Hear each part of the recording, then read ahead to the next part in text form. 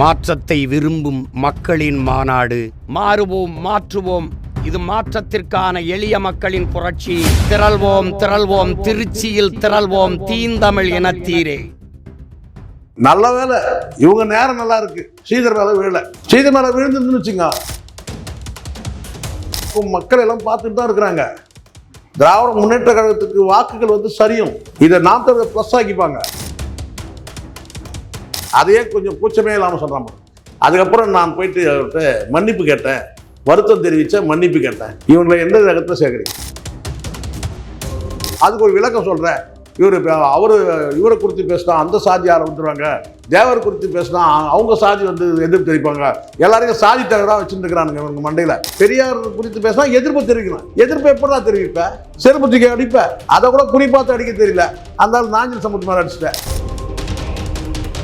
சாட்டை துரைமுருகனுக்கு நீ கவுண்டர் கொடுக்கதான் நினைச்சிட்டு சில்லறப்பைய சீமான் சொல்லிட்டு இருந்தேன். திட்டமிட்டு ஒரு இடத்துல போற இடத்துல சீமான விமர்சனம் பண்ணேன். நாம் தமிழர் தான் நியாயமா ஒன்று அடிச்சிடணும் செருப்பால. சீமான் கருத்தியல் உங்க மோதல் இருக்கா?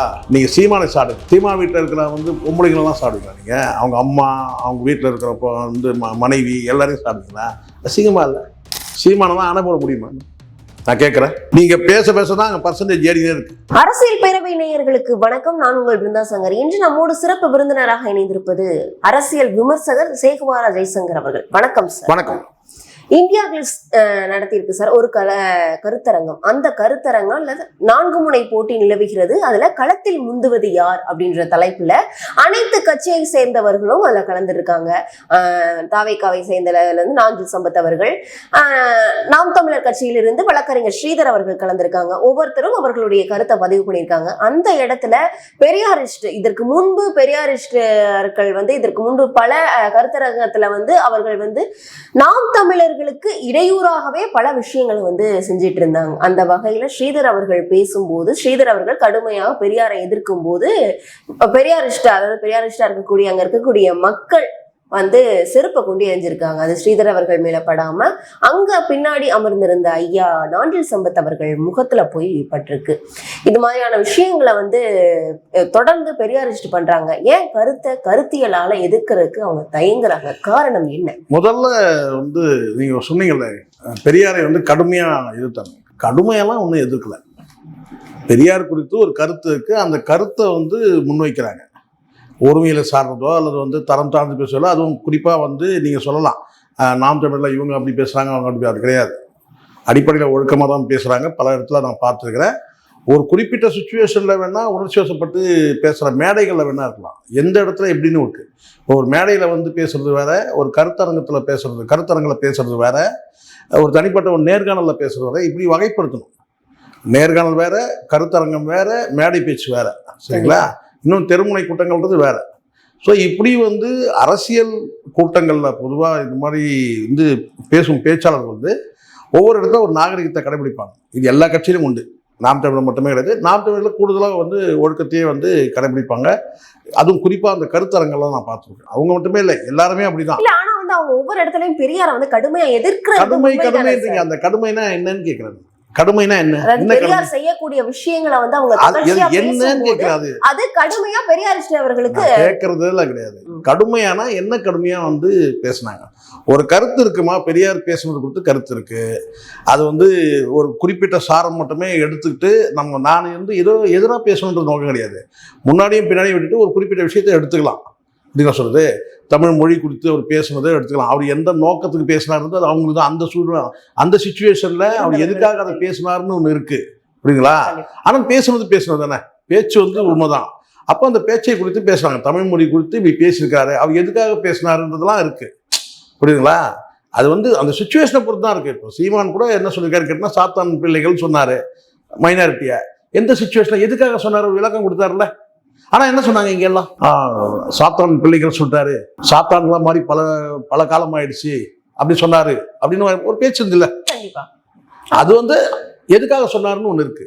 ஒரு 50 வருஷம் கழிச்சு முஸ்லீம்களையும் கிறிஸ்தவர்களையும் வந்து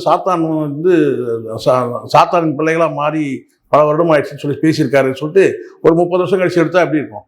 அன்னைக்கு யார் விளக்கம் கொடுத்து யார் இருப்பாங்க? அப்படியான பேச்சு தான். ஆனால் பேசுனது ஒரு பேச்சு தானே எப்படி இருந்தாலும்.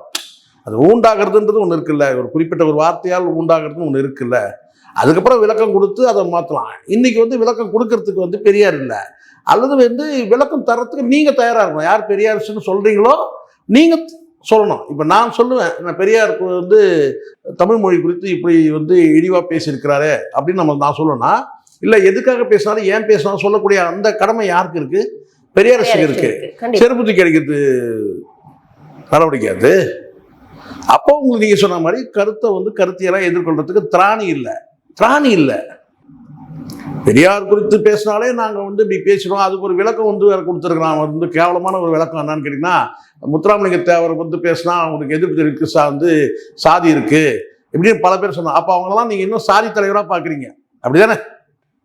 இந்த பையனே இப்போ வந்து பேசியிருக்கான். இதெல்லாம் ஒரு விஷயம் நல்லா தெரிஞ்சுக்கணும். ஒரு கூட்டத்தில் ஒரு 100 பேர் பக்கத்தில் நம்ம கிட்ட வந்து 10 பேர் நமக்கு ஆதரவாக இருக்கும்போது அந்த வீரத்தை காட்டுறதெல்லாம் பெரிய வேலை கிடையாது. அதை முதல்ல புரிஞ்சுக்கணும். அதுவும் ரொம்ப ஆபத்தான ஒரு விஷயம் என்னன்னு கேட்டிங்கன்னா, ஒரு 100 பேர் இருக்கும்போது ஒரு 10 பேர் நமக்கு ஆதரவாக இருக்கிறாங்கன்னு ஒன்று மனசில் வச்சுக்கிட்டு அப்போ வரும் பாருங்க ஒரு வீரம், அது ரொம்ப ஆபத்தானது. அங்கே அவர் சிங்கிளாக வந்து அவர் பேசுகிறார், ஒரு கருத்து எடுத்து வைக்கிறார், கடுமையாலாம் ஒன்றும் கருத்து வைக்கவே இல்லை. ரெண்டாவது ஒவ்வொருத்தருக்கும் ஒரு ஸ்டைல்னு ஒன்று இருக்குது. அங்கே வந்து ஸ்ரீதரை பொறுத்த வரைக்கும் அவர் வந்து மென்மையாக பேசக்கூடிய எனக்கு தெரியும். பல நேர்காணல் அவர்த்தோட நேர்காணல் நான் பார்த்துருக்கேன், அவர் மென்மையாக பேசக்கூடியவர். இதை நீங்கள் சாட்டையை சொல்லுங்கள், இதே சாட்டை இருக்கும்போது நீ இதை பண்ணியிருக்க முடியுமா? நீ பண்ணியிருப்ப, முதல்ல பேசியிருப்பியா? நீ முதல்ல நான் சொல்கிறேன், இதே சாட்டை குருமுருகன் ஸ்ரீதர் இருக்கும்போது சாட்டை குருமுருகன் பேசியிருந்தாக்கா நடந்திருக்கிறதே வேற மாதிரி ஆயிடும். அவர் அப்படிப்பட்டவர் கிடையாது. ஸ்ரீதர் ஒவ்வொருத்தருக்கும் ஒரு ஸ்டைல் இருக்குல்லம்மா. இது ஒரு பெரிய வீரம்னு சொல்லிட்டு நான் வந்து திட்டமிட்டு பண்ணல, திட்டமிட்டு தான் பண்ண. நீயே சொல்ற என்னன்னு இதுக்கெல்லாம் நான் வந்தது கிடையாது, நான் இதெல்லாம் நான் வந்து விசில் அடிக்கிறது கிடையாது, கை தட்டுறது கிடையாது. அதுக்கு அப்ப எதுக்கு வந்தாங்க? நீ கழகத்தை ஏற்படுத்தணும் தான் வந்து நீயே அது அந்த ஸ்டேட்மெண்ட்டே வருது. என்ன சொல்றேன்னு கேட்டீங்கன்னா, வந்து பெரியார் குறித்து பேசினா எதிர்ப்பு தெரிவிக்கணும். எதிர்ப்பு எப்படா தெரிவிப்ப? செருப்பு தூக்கி அடிப்ப? நான் கேட்கிறேன். அதை கூட குறி பார்த்து அடிக்க தெரியல, அந்த நாஞ்சில் சம்பத்து மேல அடிச்சுட்டேன். இல்ல இது வந்து நாஞ்சில் சம்பத் சொல்றாங்களே சார், இது எந்த அளவுக்கு உண்மை நீங்க நினைக்கிறீங்க? எப்படி நாஞ்சில் சம்பத் அவர்களுக்கும் இது பொருந்தும்? ஒரு விஷயம் ஒரு சிலர் சொல்லுவாங்க, இது ஊழ்வினை உருத்து வந்து ஊட்டம் சொல்லுவாங்க. ஊழ்வினை உருத்து செய்த பாவம் வந்து திருப்பி வந்திருக்கு.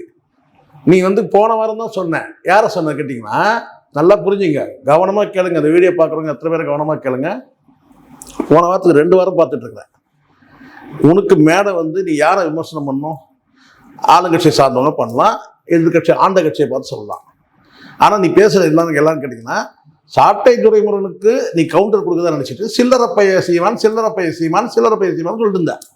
நான் பார்த்தேன், திட்டமிட்டு ஒரு இடத்துல போற இடத்துல சீமான விமர்சனம் பண்ணேன். நாம் தமிழர் தான் நியாயமா ஒன்று அடிச்சிருக்கணும் செருப்பால, இது நாம் தமிழர். ஆனா அவங்க அடிக்கல. புரியுதா சொல்றது? எப்படி அந்த செருப்படி விழுந்தது பார்த்தீங்களா?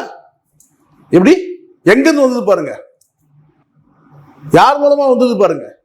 ஒருவேளை யாருக்கு இலக்கு வச்சது அந்த செருப்பு? ஸ்ரீதருக்கு இலக்கு வச்சது. அங்க வந்து பாத்தீங்கன்னா ட்விஸ்ட் ஆயிடுச்சு. எந்த திராவிட இல்லைன்னா அவர்களுடைய நோக்கமே தவறிடுச்சா சார் அந்த இடத்துல? நோக்கம் இல்லம்மா, நீங்க எப்படி பார்த்தாலும்மா நீங்க நோக்கம் வந்து உங்களுக்கு அங்க வந்து எதிர்ப்பை தெரிவிக்கணும். அந்த எதிர்ப்பை வந்து வன்மத்தோட தெரிவிக்கணும்ன்ற நோக்கம் வரும்போது தான். உணர்ச்சி வசப்பட்டதெல்லாம் சும்மா இந்த கதையெல்லாம் வேணாம். உணர்ச்சி வசப்பட்டா எல்லாம் முடிவியா? நீ போதையில இருந்த? நான் கேட்கிறேன், அதர்ம மனோஜா கேட்கிறேன், அவனா போதையில இருந்தான்? சுயநிலை கூட தானே இருந்தா? எமோஷன் ஆகிட்டா எல்லாம் பண்ணிடுயா நீ? உங்களுக்கு நேரம் நல்லா இருக்கு, ஆட்சி உங்களுது, ஆட்சி அதிகாரத்தில் இருக்கவங்கள எதுவும் கேட்க மாட்டாங்க, அப்படி ஒரு நம்பிக்கை உனக்கு தோதான ஒரு இடம் இருக்கு, உனக்கு தோதான ஒரு மேடை இருக்கு. அங்க நாம் தமிழர் வந்து பாத்தீங்கன்னா வந்து அங்க அதுக்கு உனக்கு ஏற்ற மாதிரியான உணர்ச்சி வசப்படக்கூடிய நபர்கள் அங்க யாராவது வந்திருந்தாங்கன்னா அங்க வேற மாதிரி நடந்திருக்கும். நல்லா புரிஞ்சுக்கணும். ஒரு வாரத்துக்கு முன்னாடி தான், நம்ம ஒரு வாரம் கூட இல்லை, 4 நாள் இருக்கோம், சிலரை பைய சீமான்னு சொல்லி பேசின ஆளு யாரு? நாஞ்சில் சம்பத்துக்கு செருப்படி வந்து விழுந்தது. யார் விழுந்தது? யாரும் நாம் தமிழர்களுக்கும் யாரும் அடிக்கல. எந்த திராவிட இயக்கங்களுக்காக நீ வந்து காலங்காலம் தொண்டைக்கிடையே வந்து பேசின அந்த நாகேஸ்வரர் சில்லறையை வாங்கி தான் பேசினாரு, அது வேற விஷயம். புரியுங்களா? சும்மாலாம் பேசல. ஆனால் அந்த நாஞ்சில் சம்பத்துக்கு வந்து, நாஞ்சில் சம்பத்துனே சொல்லணும், நான் நாஞ்சில் ஜம்பத்துன்னு தான் சொல்லுவேன், கட்சி விட்டு ஜம்ப் பண்ணினே இருக்கிறதுனால நாஞ்சில் ஜம்பத். அந்த நாஞ்சில் ஜம்பத்துக்கு வந்து எப்படி வந்து விழுந்தது பார்த்தீங்களா? செருப்படி. நியாயமா அதை கண்டிச்சு பேசணுமா இல்லையா? சுத்தமா அந்த ப்ரோக்ராமே நிறுத்தினானுங்க. நீண்ட காலமா இது ஒரு விஷயம் நடக்குது. நான் சொல்றேம்மா, நீண்ட காலமாவே இந்த சேனல்கள், அதுவும் இப்போ மெயின் ஸ்ட்ரீம் மீடியா தான் அதை பண்ணிட்டு இருந்தானுங்க. இந்த மக்கள் மன்றம்னு ஒன்று வச்சுக்கிட்டு அந்தந்த கட்சியிலேருந்து ஒரு 10 பேரை வர வைக்க வேண்டியது. அவங்க யாருக்கு ஆதரவாக இருக்காங்கன்னா, இப்போ உதாரணத்துக்கு தந்தி டிவி வந்து டிவி கேட்க ஆதரவாக இருக்குன்னு சொன்னால் அவங்கள மட்டும் ஒரு 20 பேர் வைப்பாங்க. கைத்தட்டல் அதிகமாக சவுண்டு வரணுன்றதுக்காக. அது தனி பேமெண்ட்டு. பல சேனல் மெயின் ஸ்ட்ரீம் மீடியாவாக பண்ணிருந்தாங்க. இப்போ அது மெயின் ஸ்ட்ரீம் தாண்டி இப்போ வந்து என்ன செஞ்சாங்கன்னா யூடியூப்ல பண்ண ஆரம்பிச்சிட்டாங்க. ஒரு சேனலாக ஒவ்வொருத்தராக பண்ணிட்டு இருக்கிறாங்க. இவங்கெல்லாம் வந்து பெரிய சேனல், கார்பரேட் சேனல். இப்போ நம்மளாம் சாதாரண சேனல். இவங்கெல்லாம் வந்து டாக்லே சொல்லுவாங்கள்ல, இவங்க அல்சேஷன், நம்மலாம் நாட்டுனாங்க. அவங்கெல்லாம் வந்து குட் ஷெப்பர்ட். இது இந்த மெயின் ஸ்ட்ரீம் மீடியாலாம் வந்து குட் ஷெப்பர்ட் டாக்ஸ். இந்த இப்போ இந்த இந்தியா கிளிட்ஸு, இந்த மாதிரி இந்த இந்த கார்பரேட் சேனல்லாம் இருக்கு இல்லையா, இந்த கலாட்டா, இவங்கெல்லாம் வந்து பார்த்தீங்கன்னா அல்சேஷன். நம்மலாம் வந்து சிங்கிள் பர்சன், ஆர்டினரி யூடியூபர்ஸ். நம்மளாம் சாதாரணமான ஆட்கள், அதை சப்ஸ்கிரைபரே இல்லாத ஆட்கள். அதனால நாமெல்லாம் வந்து நாட்டு நாய்ங்க, தெருநாய்கள். அந்த மாதிரி நம்ம இது இப்படிதான் என்னால் விளக்கம் தர முடியும். ஏன்னா அப்படிதான் இருக்கு. அப்ப இவங்க எல்லாம் என்ன பண்றாங்க கேட்டீங்கன்னா, இந்த மக்கள் மன்றம்னு ஒண்ணு நடத்தி, இப்ப நீங்க மக்கள் மன்றம் நடத்தினா கூடமா, அரசியல் பேரவை வந்து மக்கள் மன்றம் நடத்தினா வந்து யாராவது வருவாங்க? வரமாட்டாங்க, பேச்சாளர். ஏன்னா முதல்ல எவ்வளவு சப்ஸ்கிரைபர் இருப்பாங்கன்னு கேட்பாங்க. இப்போ பாண்டிய கூப்பிடுறீங்க மக்கள் மன்றத்தில், எவ்வளோ சப்ஸ்கிரைபர் இருக்கிறாங்க? எத்தனை லட்சம் பேர்? அப்படிதான் வருவாங்க. ஆமா, யார் இவங்கெல்லாம்? ஏன்னா வந்து அந்த மாதிரி இப்போ நம்மெல்லாம் வந்து நடத்த முடியும். அப்போ அப்படி நடத்துறவங்க என்ன பண்றானுங்கன்னா, திட்டமிட்டே வந்து டிஆர்பி ஏற்றுறதுக்காக இதில் ஒரு 10 பேர், அதில் 10 பேர் கிட்ட எவன் வேண்டப்பட்டவனா அவனுக்கு ஒரு 20 பேர் இருக்கும். அப்படி வர வைக்கப்பட்டது தான் இது. இப்போ நான் கேட்குறேன், இந்த அசம்பாவிதத்துக்கு என்ன பொறுப்பேற்றுமா இந்தியா கிளிட்ஸ்? நான் கேட்குறேன், ஏதோ ஒரு சேனல்மா இந்த மாதிரி அசம்பாவிதம் தொடர்ந்து நடக்குதா இல்லையா? நீங்க பாக்குறீங்களா? இல்ல, கண்டிப்பா நடக்குது. உடனே அவங்க பேசும்போது நான் கேட்கிறேன், எதுக்கு வரணும்? நான் கேட்கிறேம்மா, மக்கள் மன்றம் நான் நல்லா புரிஞ்சுங்க. மக்கள் மன்றம் நீங்க நடத்துறீங்க மேடையில, எதுக்கு பார்வையாளர் தேவைங்க? பார்வையாளர் தான் மீடியாவில் தான்டா கொடுக்குறேன். மீடியாவில் இருக்கும்போது பார்த்தீங்கன்னா நம்ம பார்த்துட்டு தானே இருக்கிறோம். நம்ம பார்த்துட்டு ஸ்ரீதர் பேசுறாரு, சாட்டை துறைமுருகன் பேசுறாரு, செந்தில்வேல் பேசுறாரு, வந்து இன்னும் யாரெல்லாம் விஐபி அந்த செலிபிரிட்டிகள் யார் வராங்களோ அவங்கெல்லாம் பேசுறத நம்ம பார்த்துட்டு தான் இருக்கோம். இதை நம்ம மக்கள் தானே. கண்டிப்பா. எதுக்குடா மக்கள் மன்றம்னு வச்சு இந்த மாதிரி வந்து இந்த தருதலைங்கெல்லாம் வர வச்சு அங்க வந்து செருப்பு? இப்போ இதுக்கு யார் பொறுப்பேற்றுப்பாங்க? அன்னைக்கு ஒரு வார்த்தை மேடையில வந்து ஒரு திட்டமிட்டு இதுக்குன்னே ஒரு மேடையை போட்டு கெட்ட வார்த்தையில பேசுறீங்க. இதெல்லாம் கடந்து போகணும்னு நினைக்கிறேன். இதெல்லாம் மக்கள்கிட்ட போய் சேரும் போது கேட்டீங்கன்னா திமுகவுக்கு மைனஸ் ஆகுமா? கண்டிப்பா. இதெல்லாம் வந்து மக்கள் பார்க்கும், மக்கள் எல்லாம் பார்த்துட்டு தான் இருக்கிறாங்க. திராவிட முன்னேற்ற கழகத்துக்கு வாக்குகள் வந்து சரியும். இதை நாம் பிளஸ் ஆக்கிப்பாங்க. இப்ப பாத்தீங்கன்னா அந்த செருப்பு வீச்சு நல்ல வேலை, இவங்க நேரம் நல்லா இருக்கு, ஸ்ரீதர் மேல விழல. ஸ்ரீதர் மேல விழுந்துருந்துன்னு வச்சுங்க, அப்ப என்ன ஆகும் தெரியுமா? அப்ப அண்டர்ஸ்ட் ஆயிடும். கண்டிப்பா கலவரமா இருக்கும். இவன் நேரம் நல்லா இருக்குன்னு சொன்னான், பாவம் அவரு. இப்ப நாம் தமிழர் தம்பிகள் சும்மா இருக்க மாட்டாங்க. இப்ப டிவிக்கு அவர் வந்து பாவம் ஆள் இல்லை, அவருக்கு விதி. இப்ப புரியுதுங்களா? இதுதான் விதின்னு சொல்றது.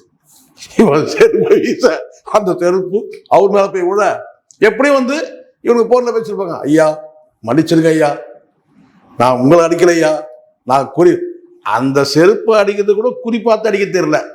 இப்ப புரியுதுங்களா? கண்டிப்பா. அந்த செருப்பு அடிக்கிறது குறிப்பா. அப்ப என்ன அதுவும் சொல்லுங்க, நான் வந்து எமோஷன் ஆயிடுச்சு.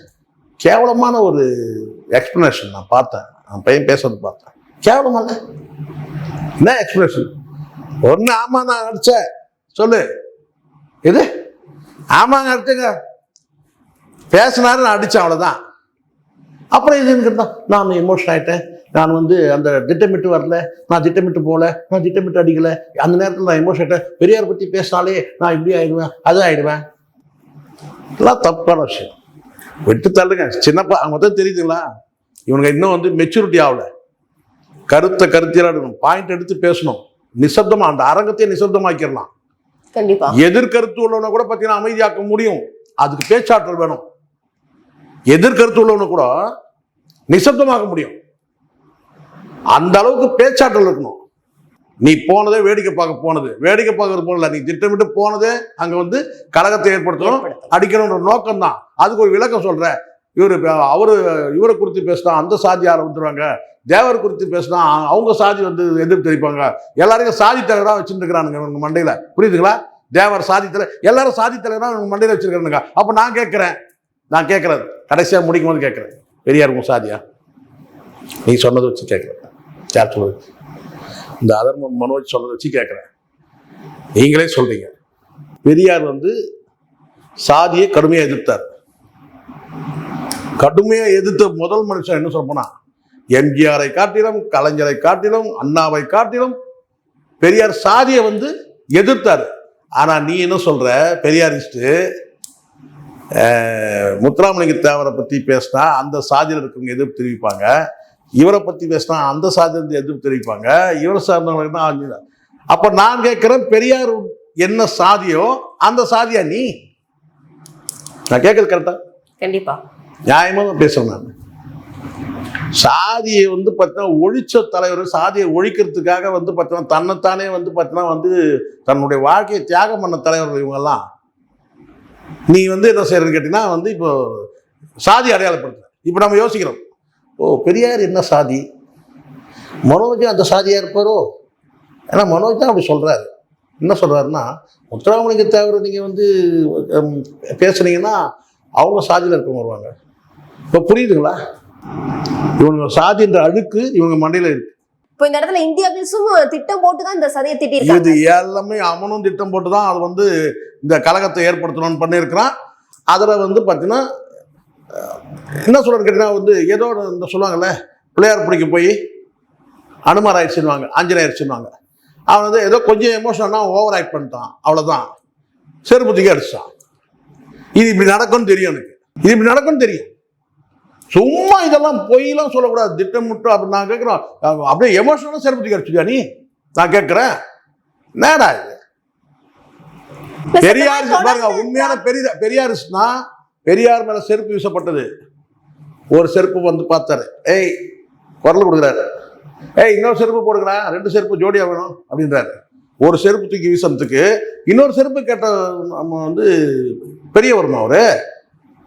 அதான் பெரியார். நீ சின்ன பையன். இதே அதே அந்த முதல்ல ஒரு செருப்பு தூக்கி வீசுறல்ல, அவன் நிலைமை என்ன இருக்குன்னு பாருங்க. அவன் போக ஒன்னு செருப்புலாம் போயிருப்பான், ஒத்த செருப்போட போயிருப்பான். என்னமா அதே நபர் வந்து இதற்கு முன்பு பாத்தீங்க அப்படின்னா சீமான் அவர்களையும் இது பாருங்க, நல்லா புரிஞ்சுங்க. நான் அவன் யாருன்னு தெரியாது, இப்பதான் அப்படி கொஞ்ச நாளா பார்த்துட்டு இருக்கேன்.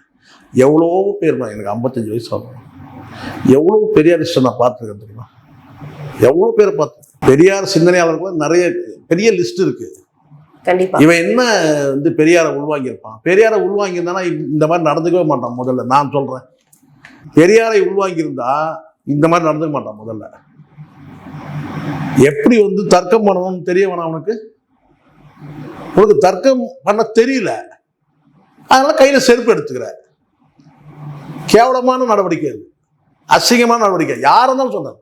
நாஞ்சில் சம்பத்துக்கு வந்து கருத்தியல் ரீதியாக நமக்கு வந்து மாற்று கருத்து இருந்தாலும் கூட அதனால ஒரு மனிதர் தானே.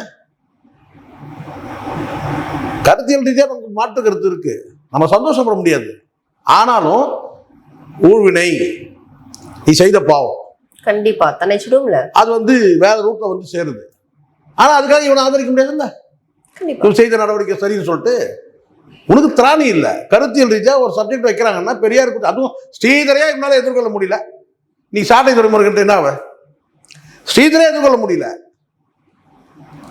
அப்ப திட்டமிட்டு அவர் ஒன்றும் ஆவேசமா, நல்லா புரிஞ்சுங்க, நான் இன்னும் சொல்றேன் நல்லா, ஸ்ரீதர் வந்து ஆவேசமா ஆக்ரோஷமா பேசக்கூடிய நபர் கிடையாது. அவர் வந்து மென்மையா பேசக்கூடிய நபர். அதுவும் கூட நீங்க பார்த்தீங்கன்னா மேடையில பேச நான் ரொம்ப ரேராக பார்த்து, நேர்காணல தான் நான் பார்த்துருக்கேன், எதிர்க்க பார்த்துருக்கிறேன். நேர்காணல பேசுவார், அவ்வளவுதான். இதே நாம் தமிழில் இன்னும் எவ்வளோ பேர் இருக்கிறாங்க ஆக்ரோஷமா ஆவேசமா பேசுறவங்க. அப்போ நீங்க திட்டமிட்டே நான் கேட்டா நாம் தமிழர்ல இருந்து வந்து பெரியார் குறித்து பேசுறாங்கன்னா அடிப்பன். நீ சொல்றல்ல பெரியார் குறித்து பேசினா நாங்க எதிர்ப்பு தெரியும். எப்படா எதிர்ப்பு தெரிவிப்பா? இப்படியா? அவன் சின்ன பையன்றதை காமிச்சிட்டான் பார்த்தீங்களா? நீங்க ஒரு விஷயம் நல்லா புரிஞ்சுங்க. நீங்க வந்து பெரிய ஒரே இப்போ இந்த பையன் இதுக்கு முன்னாடி என்ன பண்றான், அந்த நடிகையோட இதை வந்து ஃபுல்லா வீடியோ போட்டு அதுக்கு வந்து பார்த்தீங்கன்னா வந்து வெண்சாமரம் வீசிட்டு இருக்கும் பையன். நமக்கு தெரியுமே, எது நம்ம இழிவுபடுத்தணும் கிடையாது. இவன் காணொலி எப்படி வந்து அந்த பொண்ணு அங்கே இருந்து பார்த்தீங்கன்னா வந்து கதற உடனே அதை அப்படியே டவுன்லோட் அதை வந்து எடுத்து போட்டு இவன் உடனே வந்து அந்த பையன் இந்த பையன் மாமா பையன் அப்படி பையன் இதெல்லாம் நம்ம பார்த்து தானே இருக்கோம். எல்லாத்துக்குமே ஒரு ஸ்கேல் வரம்பு இருக்குமா? நான் ஒரு வாரத்துக்கு முன்னாடி பார்த்தேன். அந்த ஒரு வாரத்துக்கு முன்னாடி நீங்கள் என்ன சொல்கிறீங்கன்னா வந்து இதே சீமானை வந்து இந்த நபர்கள் வந்து ரொம்ப கேவலமாக அவங்க அம்மாவை பற்றிலாம் பேசினாங்க. அப்போ தான் நினச்சேன், எனக்கு ரொம்ப கேவலமான இந்த சொல்லுவாங்க தெரியல, ரொம்ப மட்டமான பசங்க போல அவங்க. எப்போவுமே நான் சொல்கிறேன் கேளுங்க, சீமான் கருத்தியல் உங்கள் மோதல் இருக்கா? நீங்கள் சீமானை சாடுங்க. சீமா வீட்டில் இருக்கிற வந்து பொம்பளைங்களெல்லாம் சாடுவீங்களா? நீங்கள் அவங்க அம்மா அவங்க வீட்டில் இருக்கிறப்போ வந்து மனைவி எல்லாரையும் சாடுவீங்களா? அசிங்கமா இல்லை? எல்லாம் ரொம்ப தப்பான விஷயம். இதெல்லாம் காலம் இருக்கு. இதுக்கெல்லாம் நான் ஒரே வார்த்தை சொன்னேன்னா காலம் இருக்கு. நான் எனக்கு 55 வயசு. நான் எவ்வளோ பேர் பார்த்துட்டேன். தீப்பொறி ஆறுமுகம் வந்து மேடையில் வந்து பேசாத கெட்ட வார்த்தைகள் கிடையாது. அவங்கெல்லாம் என்ன ஆனாங்க தெரியுமா? கடைசி காலத்துல தப்புமா யாரையும் நான் சொல்றேன். நானு ஒரே வார்த்தை, அண்ணாமலை வந்து வெளிநாட்டுக்கு போயிட்டு வராரு. அவர்கிட்ட ஒரு கேள்வி கேட்குறாங்க. என்ன கேள்வி கேட்குறாங்கன்னா, ஏதோ அரசியல் ரீதியாக ஒரு கேள்வி கேட்குறாங்க. அதுக்கு பதில் சொல்றதுக்கு திராணி இல்லாமல் அண்ணாமலை என்ன சொன்னா, இந்த கேள்வியை நீங்கள் வந்து சம்மந்தமே இல்லாமல் எமோஷனல் கூட இந்த கேள்வியை நீங்கள் வந்து துர்கா ஸ்டாலின்கிட்ட கேளுங்க. எதுக்குடா வந்து அவங்க அரசியலில் இருக்கிறாங்களா? அவங்க கோயில் குளம் போறாங்க, அழ முடிச்சு ஒரு சாதாரண ஒரு கேள்வி கேட்குறாங்க. அந்த கேள்வியை எதிர்கொள்ள முடியாத என்ன செய்யறான்னா, குறுக்கு வழியில் என்ன செய்யறான்னு கேட்டா பதிலுக்கு என்ன செய்யறான், நீங்க எந்த டிவின்னு கேட்டு இந்த கேள்வி நீங்க துர்கா ஸ்டாலின் கேளுங்கன்ற சம்பந்தமே கிடையாது. அவங்களுக்கும் அந்த கேள்விக்கும் பதிலுக்கு சம்பந்தமே கிடையாது. பொது வாழ்க்கையில வந்துட்டா எல்லாரையும் சாடணுன்றதெல்லாம் கிடையாதுமா. ஸ்டாலினை சாடுங்க. நீங்க அண்ணாமலையா இருக்கட்டும், எந்த மலையா இருக்கட்டும்மா, ஸ்டாலின் தானே சாடணும். வீட்டில் இருக்கிற பொம்பளை கிட்ட எப்படி நீங்க வந்து அரசியல் இருந்தாங்கன்னா பேசுங்க. இப்ப கனிமொழி வந்து அரசியல் இருக்கிறாங்க, அப்ப அரசியல் ரீதியா நீங்க சொல்லுங்க. இந்த கேள்விக்கு பதில் நீங்க கனிமொழி கிட்ட கேளுங்கன்னு சொன்னா பாருங்க. அவங்க அரசியல் கிடையாது, பொது வாழ்க்கையில கிடையாது. அப்ப இப்ப புரியுதுங்களா? பதில் சொல்ல முடியாதவன், தர்க்கம் பண்ண தெரியாதவன், அவன் தான் நான் சொன்னா குறுக்கு வழியில் என்ன கேட்டீங்கன்னா, சீமானை சாட முடியாது. சீமானுடைய அம்மா வந்து சாடு. ஆனா ஒரு விஷயம் சொல்றேன் பாருங்க, இது எல்லாமே கடைசியா அதான் சொன்ன பாருங்க, ஊழ்வினை பொறுத்து வந்து ஊட்டும். செய்த பாவத்துக்கு பதில் கிடைக்கும். கொஞ்சம் காலம் ஆகும், கொஞ்சம் வெயிட் பண்ணி பாருங்க. நான் சொல்றேன், இதெல்லாம் வந்து ஒரு வார்த்தையில நீங்க வந்து சும்மா கிடையாது, கொட்டிட்டா அள்ள முடியாது. நீங்க வார்த்தையை கொட்டுறீங்க. இதனுடைய தாக்கம் வந்து என்னன்னு கேட்டா, இதனால வந்து சீமான் வந்து பேசுறது, நான் கேட்கிறேன், சீமானை தான் அணை போட முடியுமா? நான் கேட்கிறேன். நீங்க பேசதான் அங்கே பர்சன்டேஜ் ஏறினே இருக்கு. எது நீங்க வந்து எப்பெல்லாம் வந்து விஜயலட்சுமியோட வீடியோவெல்லாம் போட்டு நீங்க வந்து பேசதான் அங்க பர்சன்டேஜ் ஏறிக்கிட்டே இருக்கு. தடுக்க முடியாது. நீங்க உண்மையிலே நீங்க வந்து ஒரு திராவிட இயக்கத்தை சார்ந்திருக்கீங்க, நீங்க வந்து அது கொள்கைகள் இருக்குன்னா, நீங்க பெரியார் சொன்னா கொள்கைகளை முழங்குங்க, பதில் கொடுங்க. இப்ப நான் சொல்றேன்ல அதான் பதில். பெரியார் அன்னைக்கு வந்து தமிழ் ஊக்கம் கொடுக்குறாங்கன்னு நம்ம புரிஞ்சுக்கலாம். ஊக்கம் கொடுக்கறது இல்லம்மா. இப்போ நல்லா புரிஞ்சுமா, இந்த விஷயத்துல நீங்க கொஞ்சம் டிஃபரன்ஸ் இருக்கு. இதே வந்து கலைஞரா இருந்தாருன்னா எல்லா கவனமும் அவருக்கு பார்வைக்கு போகும். நேரடியாவே வந்து என்ன செய்வார் கேட்டீங்கன்னா, எதை எப்படி ஹேண்டில் பண்ணணுன்ற அந்த இதுல வந்து பண்ணுவார். இது வந்து முதலமைச்சருடைய நாலேஜுக்கே இதெல்லாம் போகுமான்னு தெரியாது. முக ஸ்டாலினுடைய நாலேஜுக்கு இதெல்லாம் போகுமான்னு தெரியாது. இது கீழ்மட்ட லெவலில் கூட இருக்கலாம். இதெல்லாம் அரசியல் ரீதியான விஷயங்கள். இப்போ இதுக்குன்னு ஐடிவிங்கெல்லாம் வச்சிருக்கான், புரியுங்களா? எல்லாருமே வச்சிருக்காங்க ஐடிவிங்க எல்லாருமே. என்ன காரணம் இல்ல நீங்க சொல்ற டிஃபரன்ஸ் வந்து எப்படி நம்ம புரிஞ்சுக்கிறது? ஏன்னா கலைஞருடைய காதுக்கு எல்லா விஷயங்களும் போகுது, முக ஸ்டாலின் அவர்களுடைய காதுக்கு அது காரணம் கேட்டீங்கன்னா, கலைஞர் பாருங்க, ஒரே ஒருத்தர் தான் முதலமைச்சரா இருந்தார். ஒரே ஒருத்தர் முதலமைச்சர், அதிகாரம் ஒருத்தர்கிட்டயே இருந்துச்சு.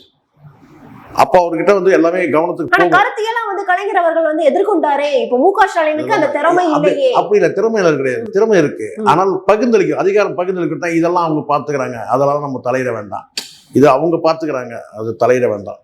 அதனாலதான் சொல்றேன், இங்க முதலமைச்சர்கள் 4 முதலமைச்சர் இருக்கிறாங்க, இவர் சுப்ரீம் முதலமைச்சர். அப்ப இதெல்லாம் வந்து ஐடி விங், இது யாரு மாப்பிள்ளை, இது இந்த ஐடி விங் சமாச்சாரம், இதெல்லாம் இந்த மீடியா ஐடி விங் இதெல்லாம் கவனிக்கிறதுக்கு மேனேஜ் பண்றதுக்கு ஒருத்தர் இருக்கிறாரு. ஸோ இது சபரீசனுடைய நிர்வாகத்துக்கு கீழ் வர்றது. இந்த மீடியா ஐடி விங்கு ஸ்ட்ராட்டஜிஸ்ட் அது இது இதெல்லாம் வந்து அவங்களது. இன்னொரு அரசியல் ரீதியான விஷயங்கள் வருதா, அது வந்து பார்த்தீங்கன்னா வந்து உதயநிதி பார்த்துப்பாரு. ஸோ இப்படி இருக்குமாங்க, இதுதான் உண்மை. நான் சொல்றது ரொம்ப இன்டெப்தா சொல்றேன், அங்க வந்து உள்ள இருக்கிற செட்டிங் சொல்றேன், செட்டப் இருக்குன்னா. ஸோ இதில் நம்ம தலையிட வேண்டாம், இது நம்மது கிடையாது. அப்படிதான் இந்த கூட்டணி அது இது இந்த மாதிரி பெரிய விஷயங்கள் இருக்கு இல்லையா, அதை நம்ம பார்த்துப்போம். இந்த மீடியா அது இதெல்லாம் மாப்பிள்ளையோட கண்ட்ரோல், இதெல்லாம் நம்ம தலையிடக்கூடாது. இந்த லோக்கலில் இருக்க மாவட்ட அரசியல் அது இது இதெல்லாம் இருக்கா, இதெல்லாம் வந்து பார்த்தீங்கன்னா அவர் உதயநிதி பார்த்துப்பாரு. இப்போ புரியுதுங்களா நான் சொல்ல விஷயம் என்னன்ட்டு? கண்டிப்பா. இதை வந்து ஒரு 4 முதலமைச்சர் இருக்கிறாங்க. இவங்க பேசுற விஷயம் வந்து என்னன்னா, இவங்களுக்கு கருத்தியல் ரீதியா இவங்களுக்கு வந்து அந்த திராணி இல்லாம இருக்கிறாங்க. அப்போ அதுக்காக இவங்க சாடுறது, இவங்க என்னன்னு கேட்டா ஒருமையில சாடுறா இல்லை. பட் இதெல்லாம் வந்து முதலமைச்சருடைய கவனத்துக்கு போகாத சொல்றது கேட்டா வந்து, இப்போ ஒரு பெரிய ரகலை ஆயிடுதுன்னா அப்போ போகும், பெரிய ரொம்ப உச்சத்துல ஏதாவது ஆச்சுன்னா அப்போ கண்டிப்பா போயிடும். இது ஒரு லோக்கல் மேட்டர் மாதிரி இது. இவங்களுக்கு என்னன்னா, நம்ம என்ன அப்படியே கைது செய்தா என்ன பண்ணுவாங்க, அப்படியே கைது செய்தாலும் என்ன நடக்கும், கண்டிப்பா நம்ம வந்து ஜாமீன்ல விட்டுருவாங்க, இல்லை வழக்கு இருக்குதா பார்த்துக்கலாம். அப்படிதான் இவங்களுடைய எண்ணங்கள். என்ன நடந்துற போது இதுக்கெல்லாம் வந்து பார்த்துருவாங்களா? நியாயமா பார்த்தா என்ன செஞ்சிடணும், செருப்பு வீசப்பட்டது யார் மேல? வீசப்பட்டது ஸ்ரீதர் மேல, விழுந்தது நாஞ்சில் சம்பத் அவர்கள் மேல. புகார் கொடுக்கப்பட்டதா? இல்லையே. புகாரும் பதிவு பண்ணல, வழக்கும் பதிவு பண்ணல, அவ்வளவுதான் போயிட்டாங்க. புரியுதுங்களா? சரி, இதெல்லாம் சகஜம், 10-11 தொலைச்சு விட்டுட்டு போய் அவ்வளவுதான், இதெல்லாம் பெரிய சகஜம். இது வந்து நியாயமா புகார் கொடுக்கப்பட்டிருக்கணும், புகார் வாங்கி அதை வந்து வழக்கா பதிவு செய்யப்படும், இதெல்லாம் நடந்திருக்கணும். ஆனா இது நடக்கல. புரியுதுங்களா? அதான் சொல்றேன். அதுக்கப்புறம் நான் போய் மன்னிப்பு கேட்டேன்றான் மானம். நான் என்னத்த சொல்றேன்? கண்டிப்பா சார், நம்ம இதெல்லாம் அடிச்சுட்ட பிறகு இல்ல, நான் என்ன கேட்கிறேன், அதையே கொஞ்சம் கூச்சமே இல்லாம சொல்றான். அதுக்கப்புறம் நான் போயிட்டு அவர்கிட்ட மன்னிப்பு கேட்டேன், வருத்தம் தெரிவிச்ச மன்னிப்பு கேட்டேன். இவங்களை எந்த ரகத்தை சேர்க்குறீங்க? கண்டிப்பா இந்த மாதிரியான விஷயங்களுக்குலாம் 2020 பாருங்க, நீங்க செய்ததுல உனக்கு மனசு உளவியலா உனக்கு வந்து ஒரு தாக்கத்தை ஏற்படுத்தி நீ போய் சொல்ற, நான் போய் வருத்தம் தெரிவிச்சேன்னு சொல்லிட்டு, இதெல்லாம் யார் நம்புறது? இது எமோஷனல் ஆயிட்டாராம், இவரு செருப்பு தூக்கி அடிச்சிட்டாராம். அதுக்கப்புறம் அவர் நேரம் போனாராம், எனக்கு பெரியார் பத்தி பேசினாலே நான் இப்படி வெறியாயிருவேன் சொன்னாராம். அவர் பெரியார்னா இவன் வெறியாரா? இனிமேல் மனோஜ்னு எடுத்துட்டு அது பேர் எடுத்துட்டு வெறியார் மனோஜ்னு வச்சிருங்க. ஏறையா அதர்ம மனோஜ் என்ன அந்த மாதிரி இப்போ அதர்மத்தை எடுத்துட்டு வேணா இது போட்டுங்க வெறியாருங்க. ஏன்னா பெரியார் குறித்து பேசினா எனக்கு வெறியாயிடும்னு சொன்னா வெறியார் மனோஜ்னு தான் வச்சுக்கிறோம். தப்பு இல்லைம்மா, யாரும் வந்து எனக்கு இது வருமா, நான் எப்பவுமே சொல்றேன், நான் உளவியலா நான் உண்மையிலே சொல்றேன், மானசீகமாக சில தலைவர்களை நான் மதிக்கிறேன். ஒவ்வொருத்தரும் ஒரு ஆங்கிள் நம்ம வந்து ஏற்றுக்கிறோம், தலைவராக ஏற்றுக்கிறோம். அவங்கெல்லாம் வந்து பெரியார் மீது, நான் சீமானே வந்து பார்த்தீங்கன்னா பெரியார் குறித்து வந்து பார்த்தீங்கன்னா பல விஷயங்கள் வந்து பாசிட்டிவான விஷயம், இவங்களுக்கு நெகட்டிவான விஷயம் மட்டும்தான் எடுத்துக்கிறாங்க. பெரியார் குறித்து சில விஷயங்கள் வந்து பாசிட்டிவான விஷயங்கள் கடந்த காலத்தில் அவர் பேசியிருக்காரு, அதெல்லாம் இருக்குது, பதிவு இல்லாமலாம் போயிடல. நமக்கு எல்லாரோட மீதும் வந்து பார்த்தீங்கன்னா ஒரு பார்வை இருக்குது. இதே கலைஞரை வந்து பார்த்தீங்கன்னா நம்ம வந்து புறந்தள்ள முடியாது. கடந்த காலத்தில் அண்ணாவையும் நம்ம புறந்தள்ள, இப்படி இவங்கெல்லாம் புறந்தள்ளுறது நான் சொல்ல இருக்கேன்னா, ஒவ்வொரு கருத்துக்கள் வந்து பார்த்தீங்கன்னா வந்து ஒவ்வொரு காலகட்டத்தில் வந்து நம்ம வந்து எடுத்துக்க வேண்டிய சூழ்நிலை இருக்குது. அண்ணா சொன்ன வார்த்தைகள், சில வார்த்தைகள் வந்து கத்தியை தீட்டாதே புத்தியை தீட்டுன்னு சொன்னார். அது வந்து எப்படிப்பட்ட அறிவுரை தெரியுமா? அதெல்லாம் யாருக்கு சொன்னது நீங்கள் நினைக்கிறீங்க? யாருக்கு சொன்னது? கத்தியை தீட்டாதே புத்தியை தீட்டுன்னு சொன்னது யாருக்கு சொன்னது? இந்த செருப்பு தூக்கி அடிச்சான்ல அவனுக்கு சொன்னது தான். கையில் செருப்பு வந்து தூக்கி வீசினேன், கத்தி இருந்தாலும் தூக்கி வீசியிருப்பேன். கேட்டா அப்படின்னு சொல்லியிருப்பேன், நான் பெரியார் பற்றி பேசினா நான் வந்து வெறியார் ஆயிட்டேன் அப்படிதான் சொல்லியிருப்பேன். பெரியார் பற்றி பேசுனதுனால நான் வெறியார் ஆயிட்டேன். அப்படி ஒன்றும் அவமானப்படுத்துகிற மாதிரிலாம் ஸ்டேஜெல்லாம் அந்த மாதிரி ஆளும் கிடையாது. முதல்ல எனக்கு அதுதான் பாயிண்டே. என்னன்னா, இப்போ வேற யாராவது சொல்லிதான் நீங்கள் சொல்லுவோம், சாட்டை துரைமுருகன் பேசினாரு அப்படின்னு சொன்னால் சாட்டை துரைமுருகன் எப்படி லாங்குவேஜ் யூஸ் பண்ணாலும் தெரியும். ஸ்ரீதர் அப்படி கிடையாது. ஸ்ரீதர் நாகரிகமா பேசுறவரு, ரொம்ப இருக்கிறதுல டீசெண்டா பேசக்கூடியவர் அவரு. நீட்டா பேசு. காலம் பதில் சொல்லணும். இதைத்தான் நான் சொல்றேன். கண்டிப்பா நீங்க சொன்ன மாதிரி கண்டிப்பா காலம் பதில் சொல்லணும். கண்டிப்பா சார், நீங்க சொன்ன இதுக்கெல்லாம் பதில் 2026 சட்டமன்ற தேர்தலுக்கு பின்புனாலும் நமக்கு கிடைக்குதா? இதெல்லாம் இது போன்ற தாக்குதல்லாம் நாம் தமிழர் தடுக்கவே முடியாது. ஏன்னா நான் சொல்றேன், எனக்கு சீமான் இந்த 2026 தேர்தலில் ஒரு பொலிட்டிக்கல் சூப்பர் ஸ்டார். இங்கே விஜய் சூப்பர் ஸ்டார் வரலாம், இங்கே இவங்க அவங்க எல்லாம் சொல்லலாம். சீமானை பொறுத்த வரைக்கும் சீமான் தான் இங்கே இந்த தேர்தலில் super star, political super star. அவ்வளோதான் நான் சொல்லுவேன். நீங்கள் என்ன வேணா பண்ணுங்க. நீங்கள் அசிங்கமாக திட்டுங்க, கெட்ட வார்த்தை திட்டுங்க, எல்லாம் திட்டுங்க. இதெல்லாம் மொத்தமாக உங்களுக்கு 21ஆம் தேதி அன்னைக்கு மேடையில் தெரிஞ்சிடும். அவ்வளோதான். மொத்தமாக பதில் அங்கே கிடைக்கும் உங்களுக்கு. கண்டிப்பா சார், கண்டிப்பா. அரசியல் ரீதியாக இருக்கக்கூடிய பல்வேறு விவரங்களை எங்களோட பகிர்ந்தமைக்கு நன்றி.